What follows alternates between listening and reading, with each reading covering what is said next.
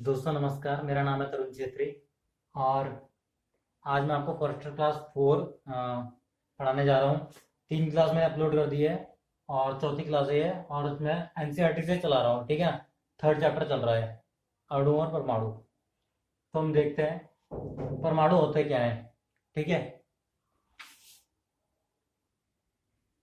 तो हम देखते हैं परमाणु होते क्या हैं आखिर। ठीक है, तो परमाणु पदार्थ के छोटे छोटे कणों से मिलकर बने होते हैं। यह बहुत ही छोटे होते हैं, जिनकी जो परमाणु की त्रिज्या है वो उसे हम नैनोमीटर में नापते हैं। 10⁻⁹ बराबर 1 नैनोमीटर होता है। ठीक है, ये क्वेश्चन पूछ सकता है।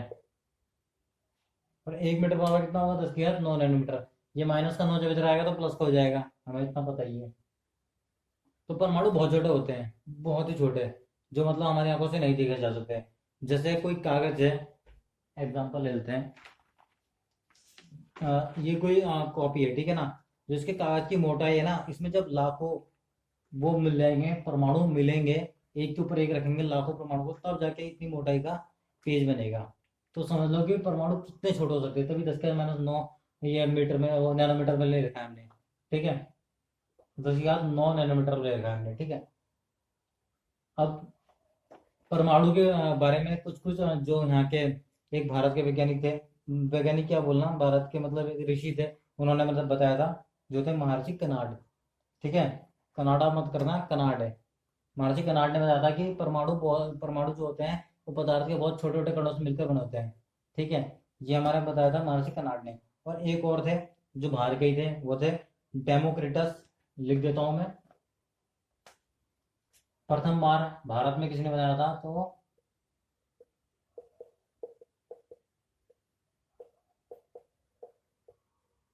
परमाणु के बारे में बताया था। ठीक है, इतने ही लिखो बस, ज्यादा डेफिनेशन में जाके फायदा है नहीं, ऑब्जेक्टिव आना है हमारा। ठीक है, और दूसरा हमें बताया था डेमिक्रिटस। डेमिक्रिटस एवं ल्यूसिपस।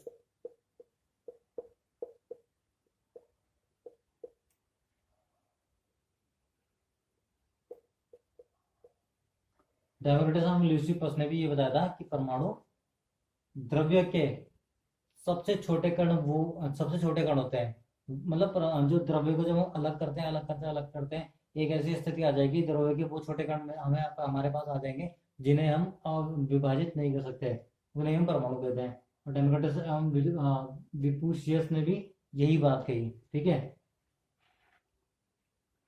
अब एक और है हमारे आंतवा एल लवाइजिए। इन्होंने क्या करा, द्रव्यमान संरक्षण का नियम दिया था। द्रव्यमान संरक्षण का नियम यह है कि रासायनिक अभिक्रिया में द्रव्यमान का ना तो सृजन हो सकता है और ना ही विनाश हो सकता है। और द्रव्यमान बनता किससे है? ये मेन बात, ये द्रव्यमान आ कहाँ से रहा? कोई पदार्थ होगा, उसका द्रव्यमान होगा, लेकिन वो पदार्थ बना कैसे है? फिर से आ गया, देखो इंपॉर्टेंट चीज है परमाणु, तभी तो हर जगह आ रहा। तो कहने का मतलब यह है कि ना ही परमाणुओं का विनाश हो सकता है, ना ही सृजन हो सकता है। इसीलिए आंतवा एल लवाजिए ने द्रव्यमान संरक्षण का नियम दिया कि द्रव्यमान का ना ही किसी भी रासायनिक अभिक्रिया में द्रव्यमान का ना ही सृजन हो सकता है और ना ही विनाश हो सकता है। वही वाली अभी हमें दोबारा से ही परिभाषा सेम मिलेगी। और आंतवा आंतवा लवाजिए ने एक और नियम दिया था, वो था स्थिर अनुपात का नियम। ठीक है, किसका नियम दिया था? स्थिर अनुपात का नियम। अब स्थिर अनुपात का नियम क्या कहता है वो भी देख लेते हैं। इस नियमानुसार यौगिक दो या दो से अधिक तत्वों से निर्मित होता है। जो भी यौगिक है वो दो या दो से अधिक तत्वों से मिलकर निर्मित होता है। थोड़ा सा मैं रफ करता हूँ इसे।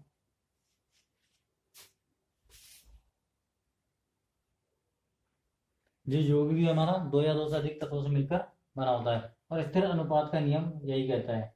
अब एग्जांपल लेते हैं, हम अनुपात निकालेंगे। स्थिर अनुपात कैसे हो सकता है किसी चीज का? जैसे जल है, ठीक है, इसकी रासायनिक अभिक्रिया को बनाते हैं पहले हम। जो हमारा जो जल है किससे मिलकर बनेगा? हाइड्रोजन और ऑक्सीजन से। तो इसकी रासायनिक अभिक्रिया कैसी होगी? H2 plus O2। ये बना दिया हमने जल, ठीक है।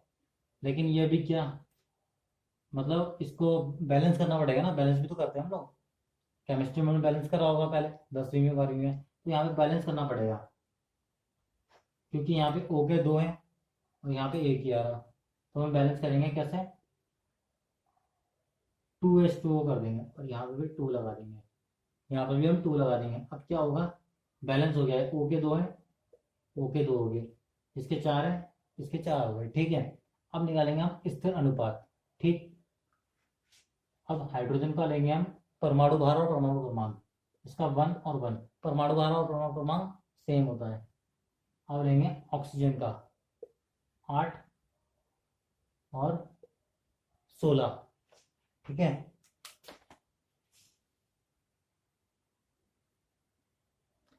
अब हमने ले लिया था 8 और 16, ठीक है। अब हम परमाणु भार से चलेंगे, ये ऊपर वाला को लेंगे, आगे यहाँ पे देख लेते हैं। अब 2H2 है हमारा, ठीक है ना। तो यहाँ पे कितना हो गया, हाइड्रोजन के 2 हैं तो 2, ये वाला 2, ठीक है, 2 × 2। अनुपात देखना है यूवी के बीच में, स्थिर अनुपात निकालना है हमने। ये 2 आ गया, ऑक्सीजन के नीचे तो कुछ है नहीं यहाँ पे, लेकिन इसका परमाणु भार कितना है, 16। अब कर दो 4, 16 दूनी 32, 4 8 32। तो हमारा जो स्थिर अनुपात आया जल का, वो कितना आया, 1:8, ठीक है। इस तरह हम एक और निकालेंगे,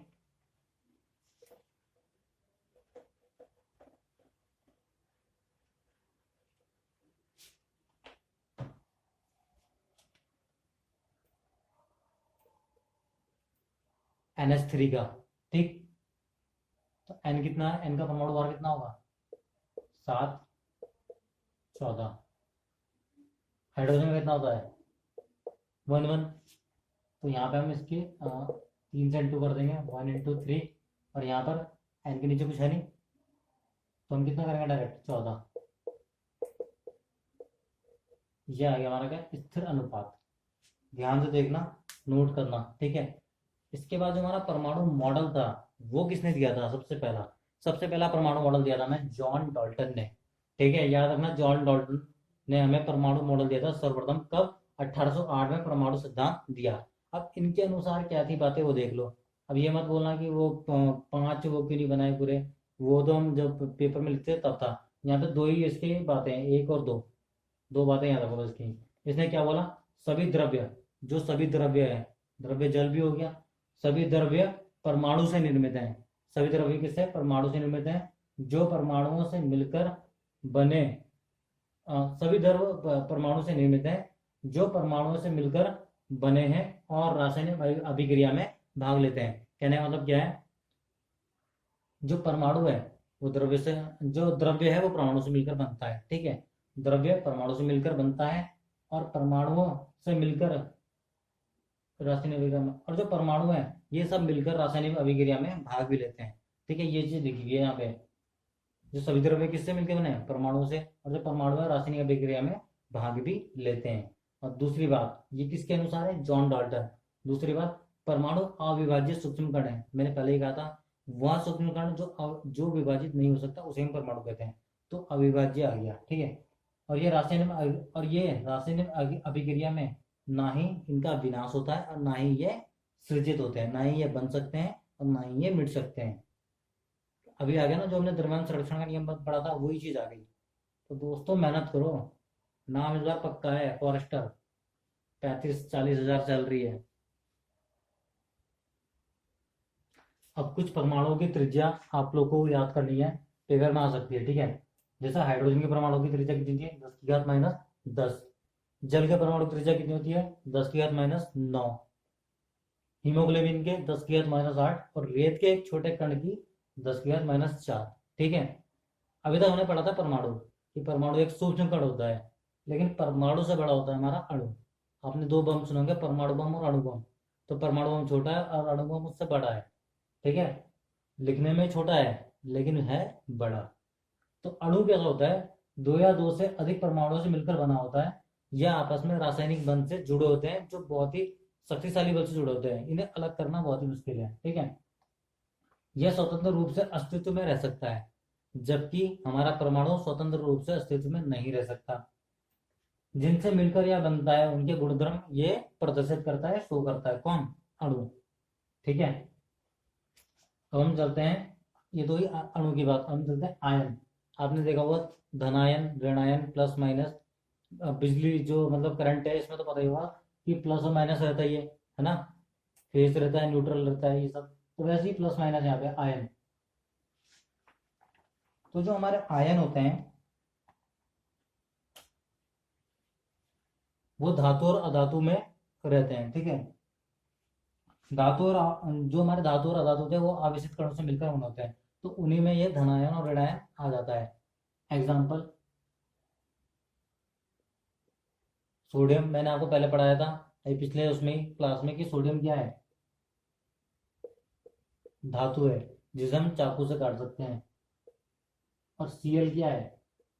अधातु, गैस है एक, ठीक है, अधातु है। अधातु है, गैस है। धातु हो गया, अधातु हो गया, और एक और था उपधातु, ठीक है, सेमीकंडक्टर। कौन कौन से होते हैं? जर्मेनियम, आर्सेनिक, ये सब सेमीकंडक्टर ही हैं। ये सेमीकंडक्टर इसलिए हैं, जब तक इनमें कोई मतलब करंट प्रोवाइड नहीं करेगा तब तक ये अपने आप कंडक्टर नहीं बनेंगे, धातु नहीं बनेंगे, ठीक है ना। विद्युत के चालक नहीं बनने वाले वो। जर्मेनियम, सिलिकॉन, एक वो बोरॉन भी था। तो ये सब वो है, उपधातु है, ठीक है ना। फिलहाल हम ये धातु और अधातु देखते हैं जिनमें आयन रहते हैं, प्लस या माइनस। इसे धन आयन बोलते हैं, इसे ऋण आयन बोलते हैं, ठीक है। तो Na प्लस रहता है, Cl सिंगल माइनस रहता है। अब ये कैसे होता है ये देख लेते हैं हम। तो आपका सोडियम का वो पता होगा, परमाणु क्रमांक कितना होता है? 11। क्लोरीन का कितना होता है? 17, ठीक है। अब इसे आपने वो पढ़ा होगा 2, 8, जो इनकी कक्षाएं होती हैं। सोडियम का देखते हैं हम। अब इसकी कक्षा में एक इलेक्ट्रॉन, ये इलेक्ट्रॉन ही है, ठीक है ना। एक इलेक्ट्रॉन एक्स्ट्रा है, और 17 में एक इलेक्ट्रॉन कम है इसकी कक्षा को कंप्लीट करने के लिए। 2, 8, यहाँ 7, यहाँ पे 8 हो जाता तो इसकी कक्षा कंप्लीट हो जाती। तो ये एक इसको देता है, तो ये हो जाएगा 8। ये इसने इसको दिया, जो देगा वो धनायन बन जाएगा, और जो लेगा किसी से वो बन जाएगा बोरो, मतलब उस पर ऋण आ जाएगा, तो ऋण आयन। तो इस तरह से हम ये आयन को डिफाइन करते हैं, ठीक है। अगला चलते हैं हम आणविक द्रव्यमान में। आणविक द्रव्यमान। अब किसी पदार्थ, कोई पदार्थ, उसके सभी संगठक परमाणु के द्रव्यमान का योग होता है। आणविक द्रव्यमान मतलब है, द्रव्यमान का मतलब यह है कि कोई यौगिक है, जल ले लिया, तो उसके जो वो दो अलग अलग तत्व हैं, ठीक है, उनसे मिलकर वो बना है, तो उनका जो द्रव्यमान होगा वही आणविक द्रव्यमान कहलाएगा। उनका दोनों का द्रव्यमान का योग, उसे निकालते हैं, उसे देखते हैं।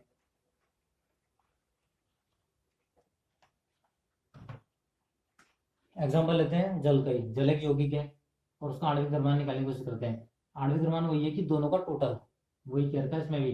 किसी पदार्थ, कोई पदार्थ है, उसके सभी संगठक परमाणु के द्रव्यमान का योग ही आणविक द्रव्यमान कहलाता है, ठीक है।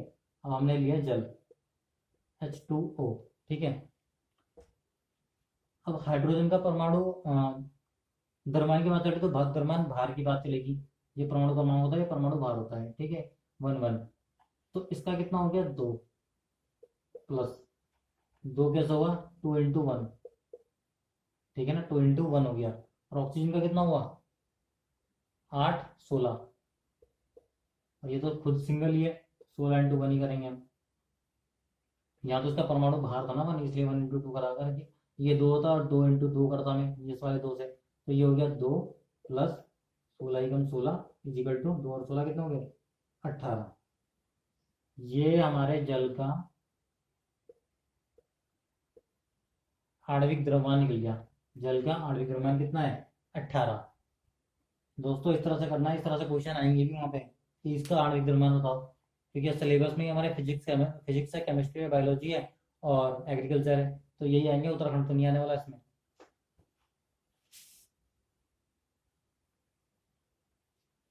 अब दोस्तों थोड़ा अवागाद्रो संख्या के बारे में देखते हैं कि अवागाद्रो संख्या होती क्या है। ये 6.022 गुणा 10⁻23 के बराबर होती है। और ये जो 6.022 गुणा 10⁻23 है, इसे हम 1 मोल कहते हैं। और 1 मोल कार्बन 12 के बराबर है, और कार्बन 12 भी ऑटोमेटिकली इसके बराबर है। ठीक है, इसे हम अवोगाद्रो संख्या कहते हैं। क्वेश्चन में आएगा कि अवोगाद्रो संख्या बताओ, तो यही आंसर 6.022 गुणा 10⁻23, और 1 मोल बराबर भी यही है। और कार्बन 12 के बराबर, कार्बन 12 ग्राम का मान क्या है, वो भी 6.022 गुणा 10⁻23 ही है। ठीक है, अब क्वेश्चन ये आएगा कि मोल की अवधारणा किसने दी, वो दी विल्हेम ऑस्टवाल्ड ने। ठीक है, और जो मोल है ये लैटिन भाषा का शब्द है, लैटिन का शब्द है ये। अब हम एक क्वेश्चन करते हैं लास्ट, कि 52 ग्राम हीलियम से मोलों की संख्या याद करो। ठीक है, तो हमेशा ऐसे क्वेश्चन में हम द्रव्यमान भार के ऊपर ही बात करेंगे। द्रव्यमान भार, यहाँ पे C12 की बात करी हमने, C6 की बात नहीं करी, क्योंकि जो कार्बन है इसका 6 और 12, इसी 12 की बात करी हमने। परमाणु भार के ऊपर चलेंगे हम लोग। ठीक है, हीलियम का कितना होता है, 2He4, ये होता है। हमें मोलों की संख्या निकालनी है, बटे 4, 4 से 52 को डिवाइड कर दो, आ जाएगा 13। तो दोस्तों आज के लिए इतना ही, रखते हैं हम क्लास को। ठीक है, और मेरे चैनल को सब्सक्राइब करो, लाइक करो, और एक दूसरे को शेयर भी कर दो। ठीक है, और लगे रहो फॉरेस्टर की तैयारी में। बस धन्यवाद, ध्यान से करो, इसके नोट्स बनाओ आप लोग। ठीक है।